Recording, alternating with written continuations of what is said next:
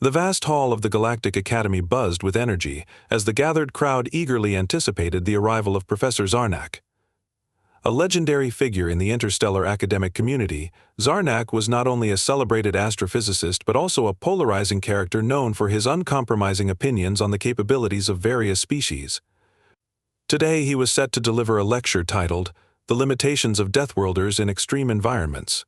The term Deathworlders, used to describe species hailing from harsh, dangerous planets like Earth, carried an air of disdain when spoken by the professor. As the lights dimmed, Zarnak emerged onto the stage, his elongated, crystalline form shimmering under the artificial glow. His deep-set eyes scanned the audience, settling briefly on a section where a group of humans sat. A faint smirk crossed his face, and he launched into his presentation. "For centuries," he began, his voice resonating with calculated authority, "we have witnessed the astonishing resilience of Deathworlders, particularly humans. Their ability to endure hostile climates, adapt to biological challenges, and innovate under pressure is noteworthy." However, Zarnak paused, letting the weight of his words sink in. There are environments that surpass even their remarkable tenacity. One such example is prolonged exposure to zero gravity. The professor proceeded to explain his thesis, using a combination of holographic visuals and complex equations. He highlighted the physiological toll of microgravity on the human body: muscle atrophy, bone density loss, and fluid redistribution. "Without our advanced gravitech stabilizers," Zarnak asserted, "humans are incapable of surviving, let alone thriving, in such conditions. They require technology far beyond their own primitive understanding." The room remained silent for a moment before murmurs began to ripple through the audience. Among the attendees was Danny West, a young human engineer with a reputation for tackling the impossible. Danny had been following Zarnak's work for years, fascinated yet irked by the professor's frequent dismissal of humanity's potential. As Zarnak concluded his lecture, Danny felt a surge of frustration mixed with determination. "Professor Zarnak." Danny's voice cut through the hum of conversation as the audience began to applaud. All eyes turned to him, a figure standing tall and confident in the human delegation section. Zarnak's crystalline head tilted slightly, his expression a mix of curiosity and mild annoyance. "Yes?" the professor replied, his tone measured but laced with condescension. "With all due respect, I believe your conclusion underestimates human ingenuity," Danny said, stepping forward. "Survival in zero gravity isn't just about endurance, it's about adaptation and problem-solving. Humans have a history of overcoming insurmountable odds." The room grew quiet again, the tension palpable. Zarnak's smirk returned. "An interesting assertion," he said. "But assertions without evidence are meaningless in the realm of science. Tell me, young one, do you have evidence to refute my claim?" Danny took a deep breath. "Not yet," he replied, his voice steady despite the pressure. "But I propose a challenge. Give me one galactic week and an uninhabitable zero-gravity environment. I'll not only survive but create a sustainable habitat using nothing more than basic tools and resources." Gasps echoed through the hall. Zarnak stared at Danny, his crystalline eyes narrowing. For a moment it seemed he might dismiss the challenge outright, but then his ego got the better of him. The thought of proving his superiority in a public forum was too tempting to resist. "Very well," Zarnak said, his voice booming. "Your challenge is accepted. But let it be known this is not a task for the faint-hearted. If you fail, you will publicly concede to the truth of my thesis. And if I succeed—" Danny countered. Zarnak hesitated, his pride wrestling with the terms. "If you succeed," he finally said, "I will retract my statement and acknowledge the capabilities of your species. But that is a hypothetical scenario at best." The audience erupted into a mix of cheers, laughter, and murmurs. Some admired Danny's bravery, others pitied his naivety. As the crowd dispersed, Danny's resolve hardened. This wasn't just about proving Zarnak wrong, it was about showcasing the ingenuity and resilience of humanity on the galactic stage. Over the next 2 days, preparations were made for the challenge. A derelict space station, long abandoned and declared uninhabitable, was selected as the testing ground. Situated in orbit around a barren moon, the station lacked gravity generators, functional life support systems, and structural stability. Danny was allowed to bring a toolkit, basic food rations, and a supply of water, but nothing more. As Danny boarded the shuttle that would take him to the station, he couldn't help but feel a mix of nerves and excitement. The stakes were high, but so was the potential reward. Humanity had always thrived on proving doubters wrong, and this time would be no different. The shuttle's engines roared to life, and Danny stared out at the stars as the Galactic Academy spaceport faded into the distance. Somewhere out there, a derelict station awaited along with the opportunity to make history. As the shuttle docked with the derelict station, Danny West's gaze swept over the massive, hulking structure through the small viewport. The station floated silently against the backdrop of a barren moon, its surface marred by years of neglect and cosmic debris. Its corridors were likely as lifeless and inhospitable as the vacuum of space that surrounded it. The challenge ahead was daunting, but Danny's determination burned brighter than ever. The shuttle's airlock hissed open, and Danny stepped into the station's docking bay. The stale, metallic scent of the environment struck him immediately. The lighting was dim, with flickering emergency bulbs casting eerie shadows across the room. Dust particles floated aimlessly in the microgravity, a reminder of how long the station had been abandoned. Danny adjusted the straps of his toolkit, ensuring everything was secure, and activated the basic flashlight attached to his suit. The first order of business was to assess the situation. Danny floated cautiously through the corridors, his boots occasionally tapping against the walls to stabilize himself. The station, originally built as a research outpost, was massive, with several wings and compartments. However, much of it appeared to be in complete disrepair. Panels hung loosely from the walls, wires dangled like vines, and several bulkheads were either sealed shut or warped beyond recognition. Danny found a terminal near the central hub and decided to run a diagnostic to understand the extent of the damage. The terminal's screen flickered to life with a faint glow, and Danny began inputting commands. The system's operating software was ancient by galactic standards, but Danny's familiarity with outdated tech worked to his advantage. After several minutes of working through error messages and corrupt files, a partial schematic of the station appeared. The map revealed critical information. The life support systems were non-functional, with the oxygen reserves depleted long ago. The power grid was damaged, and only a fraction of the station received energy from its aging reactor. The water recycling system was inactive, and several structural breaches meant some areas were completely exposed to the vacuum of space. "This place is worse than I thought," Danny muttered under his breath, his voice muffled by his helmet. Despite the grim situation, he felt a flicker of excitement.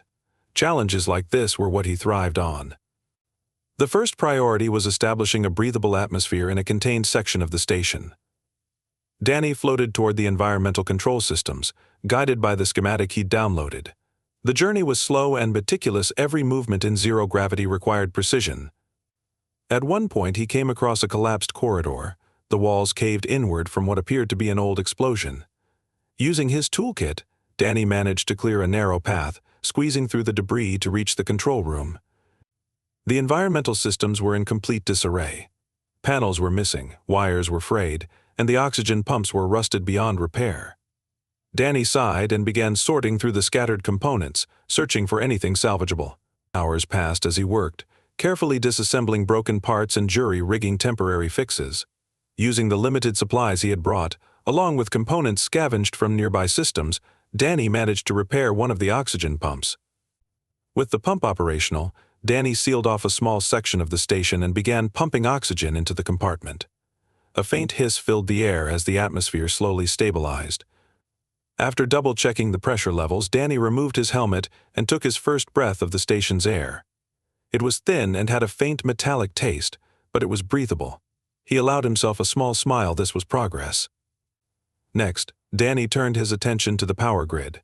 The station's reactor, located in the lower levels, was still operational but barely. The diagnostic indicated that several power conduits had been severed, preventing energy from reaching critical systems. Danny knew this would be one of the most dangerous parts of the challenge. The reactor's core was unstable, and any mishap could result in a catastrophic meltdown. As he made his way toward the reactor, Danny encountered his first major obstacle, a section of the station that had been completely depressurized. The airlock leading to this area was sealed, but the control panel was non-functional. Danny examined the mechanism closely and realized that the manual override had been damaged. Undeterred, he retrieved his plasma cutter from the toolkit and began carefully slicing through the panel to access the inner workings. The work was painstakingly slow. Every cut had to be precise to avoid triggering a complete seal failure. Sweat beaded on Danny's forehead as he worked, his concentration unwavering. After what felt like an eternity, the manual override was exposed, and Danny manipulated the levers to release the airlock. The door slid open, revealing the dark, empty void of the depressurized corridor. Moving through this area required his EVA suit to remain sealed, with oxygen tanks providing his air supply. The silence was deafening, broken only by the faint hum of his suit's life support systems. Danny's flashlight illuminated the path ahead, revealing more signs of destruction: ripped panels, shattered equipment, and the occasional scorch mark from whatever calamity had befallen the station years ago. Finally, Danny reached the reactor room. The massive chamber was bathed in an ominous red glow, the reactor's warning lights casting long shadows across the walls. The reactor itself was a cylindrical behemoth, covered in cooling pipes and diagnostic terminals. Danny approached cautiously, his eyes scanning for any signs of instability. The main power conduits were located beneath the reactor, in a maintenance crawlspace. Danny secured himself with a tether and descended into the narrow compartment. The conduits were in worse shape than he'd anticipated, with several sections completely severed. Using spare wiring and connectors from his toolkit, Danny began repairing the connections. Each movement was deliberate and precise. A single mistake could overload the system and trigger a reactor shutdown or worse, an explosion. After several grueling hours, the final connection was complete. Danny climbed back up to the main chamber and activated the reactor's control panel. The system hummed to life, and the red warning lights were replaced by a steady blue glow. Power readings across the station began to stabilize, and Danny allowed himself a moment of relief. The restored power enabled him to reactivate several systems, including lighting, temperature control, and basic diagnostics. However, Danny knew this was only the beginning. The station still lacked water, and its structural integrity was questionable at best. But for the first time since arriving, Danny felt a surge of hope. He had overcome the initial hurdles, proving that even in the most inhospitable conditions, human ingenuity could prevail. The station's faint hum of life returned as Danny floated through the corridors, his tethered toolkit drifting just behind him. With the oxygen pumps operational and power restored, a fragile equilibrium was established. However, Danny knew this was far from enough. To create a truly sustainable environment, he needed a reliable water supply and a way to grow food. Time was running out. The galactic week was already halfway over, and every second brought new challenges. Danny began his next task: reactivating the station's water recycling system. According to the schematics, the water purification unit was located in a section near the central hub, where most of the station's vital systems were housed. The journey there was anything but straightforward. Several corridors remained blocked by debris, forcing Danny to navigate through service ducts and maintenance hatches. The microgravity environment made every movement deliberate and slow. He used his tether and handhold strategically, ensuring he conserved as much energy as possible. When Danny reached the water purification unit, he was met with a sight that would have discouraged most engineers. The system was corroded and covered in a thick layer of grime. Several pipes were bent or ruptured, and the control console displayed an error message in a language that Danny barely recognized. He frowned but didn't hesitate. He set his toolkit down and began assessing the damage. The first issue was structural. The bent pipes needed to be replaced or straightened before water could flow through them.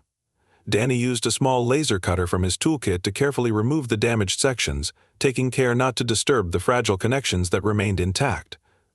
Next, he scavenged replacement parts from a nearby filtration system that was too far gone to repair. It took hours of careful work, but Danny finally managed to reconstruct the pipes to a functional state. The second issue was the control console. The outdated interface was incompatible with modern tools, forcing Danny to rely on his ingenuity. He connected his portable diagnostic device to the console using an improvised adapter made from salvaged wiring. The device struggled to decode the ancient system, and Danny had to manually input several commands based on his understanding of similar technology. Sweat beaded on his forehead as he worked, the pressure mounting with each passing moment. After several failed attempts, the console emitted a faint beep, signaling partial functionality. "Come on," Danny muttered, his voice tinged with frustration as he navigated through the system's menu. Finally, he found the command to reroute power to the purification unit. He held his breath as he activated the system. For a moment, nothing happened. Then, with a low rumble, the unit sprang to life. Water began to flow through the pipes, a steady trickle at first but gradually increasing in volume.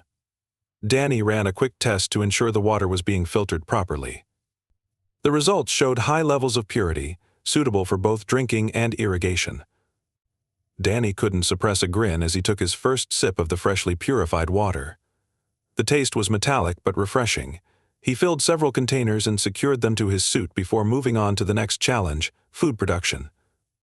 The station had been equipped with a hydroponic garden in its prime, but years of neglect had turned the once thriving space into a wasteland. When Danny arrived at the garden, he was greeted by rows of shattered glass panels and withered plant remains. The nutrient solution tanks were either empty or contaminated, and the lighting system had long since failed. However, the basic framework of the garden remained intact, giving Danny a glimmer of hope. The first step was cleaning the area. Danny carefully removed the debris and disposed of any biohazardous material that could hinder new growth. He then examined the nutrient tanks, salvaging what little remained of the original solution. Using the purified water from the recycling unit, he diluted the nutrients to create a viable base for new plants. Next, Danny repurposed the lighting system from an unused corridor to provide the necessary spectrum for photosynthesis. He meticulously rewired the connections, ensuring the lights would draw minimal power from the reactor. For seeds, Danny turned to a survival kit stored in the station's emergency supplies. The kit contained a small collection of seeds specifically chosen for their resilience and fast growth. He planted them in the restored hydroponic beds, using the diluted nutrient solution to nourish them.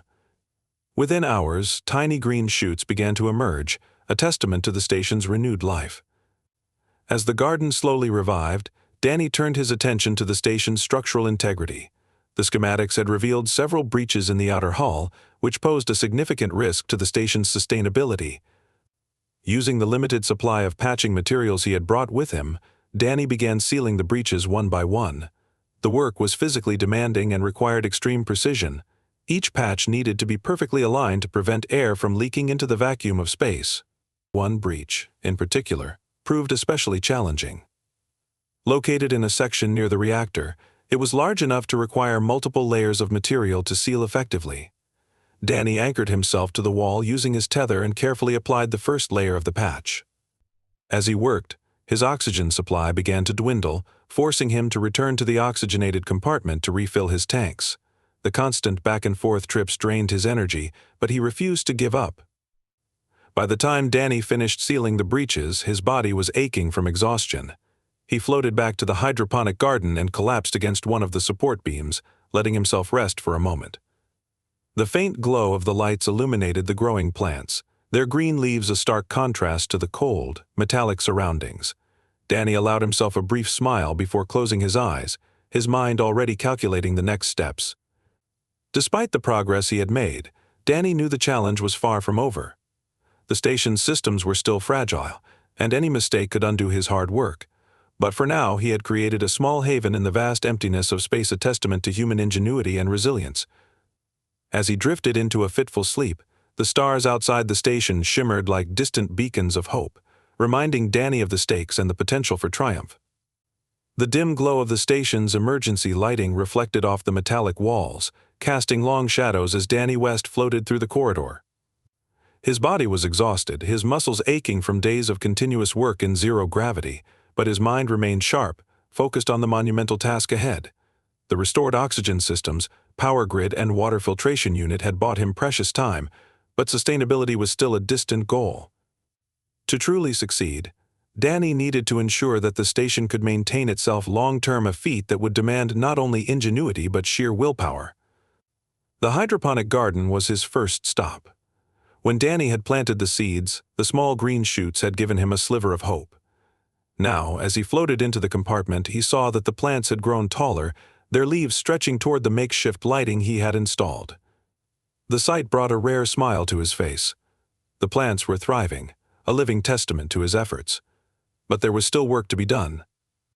Danny checked the nutrient solution levels in the tanks and adjusted the flow rate to ensure the plants received an even distribution. He then secured the lighting fixtures, which had begun to drift slightly out of alignment due to the station's weak magnetic field. His movements were careful and deliberate, each adjustment calculated to maximize the efficiency of the fragile system. As he worked, he couldn't help but marvel at the resilience of life, even in the most inhospitable conditions.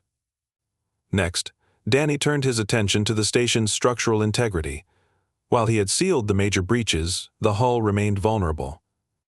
The diagnostic scans he had run earlier indicated microfractures in several sections, which could expand under pressure and compromise the station's atmosphere. Armed with his toolkit and a limited supply of sealant, Danny began a painstaking inspection of the outer compartments. Floating along the corridors, Danny used a handheld scanner to detect weak points in the walls. Whenever the scanner beeped, he paused to examine the area more closely, applying a layer of sealant to reinforce the metal. The work was slow and tedious, but Danny knew it was essential. Without a secure hull, everything he had built could be lost in an instant. One particular fracture, located near the water purification unit, posed a significant challenge. The crack extended across a joint where two panels met, making it difficult to seal completely. Danny anchored himself to a nearby railing and used a plasma cutter to remove the damaged section, replacing it with a salvaged panel from an unused compartment. The process took hours, and by the time he finished, his arms felt like lead. Still, the sense of accomplishment outweighed his fatigue. As Danny floated back toward the central hub, he reviewed his progress in his mind. The station was no longer the derelict, lifeless shell it had been when he arrived. It was far from perfect, but it was functional, a fragile ecosystem sustained by his relentless efforts. He allowed himself a brief moment of pride before focusing on the final and most critical task, creating a sustainable energy source. The station's reactor, while operational, was an ancient model that consumed fuel at an alarming rate. Without a reliable way to replenish the fuel, the power supply would eventually run out, dooming the station. Danny needed to find a way to extend the reactor's lifespan or create an alternative energy source. Returning to the reactor room, Danny examined the schematics he had salvaged from the station's database. One idea stood out. The station's original design included a prototype energy harvester that drew power from solar radiation. The harvester had been decommissioned due to inefficiency, but Danny believed he could modify it to work alongside the reactor, reducing its fuel consumption. The harvester was located in an exterior compartment accessible only through an airlock. Danny donned his EVA suit and gathered his tools before making his way to the compartment. As he stepped into the airlock, he felt a surge of adrenaline. Working outside the station was dangerous, but it was the only way to complete the challenge. The airlock door opened, revealing the vast emptiness of space. Stars stretched endlessly in every direction, their light reflecting off the station's surface. Danny secured himself with a tether and floated toward the harvester, which was mounted on the station's outer hull. The device was heavily corroded, its solar panels coated in a thick layer of cosmic dust. Using a scraper, Danny began cleaning the panels, his movements precise despite the cumbersome gloves of his suit. Once the panels were clear, he inspected the wiring and found several connections that had degraded over time. He replaced the damaged wires and rerouted the power lines to feed directly into the reactor's auxiliary input. The final step was reactivating the harvester's control system. Danny connected his diagnostic device to the harvester's terminal and ran a series of tests. The results were promising. The harvester could generate a steady stream of power, enough to supplement the reactor and extend its fuel supply by several months. Danny activated the system, watching as the panels began to glow faintly, absorbing the star's energy. Satisfied with his work, Danny returned to the airlock and re-entered the station. The control panel in the central hub confirmed that the harvester was operational, and the reactor's fuel consumption had dropped significantly. For the first time since he had arrived, Danny felt a sense of relief. The station was stable. But his challenge wasn't over yet. Professor Zarnak was scheduled to inspect the station the following day, and Danny knew the professor would scrutinize every detail. He spent the night reviewing his systems, double-checking connections, and running diagnostics to ensure everything was in perfect working order. Despite his exhaustion, Danny refused to rest until he was certain the station could withstand even the harshest criticism. When Zarnak arrived, accompanied by a delegation from the Galactic Academy, Danny greeted him in the central hub. The professor's crystalline form radiated an air of superiority as he floated through the station, his sharp eyes scanning every detail. Zarnak inspected the oxygen pumps, the water purification unit, and the hydroponic garden, his expression unreadable. He examined the sealed breaches in the hull and reviewed the reactor's power readings. Finally, he turned to Danny, his voice measured. "This station was deemed uninhabitable," Zarnak said.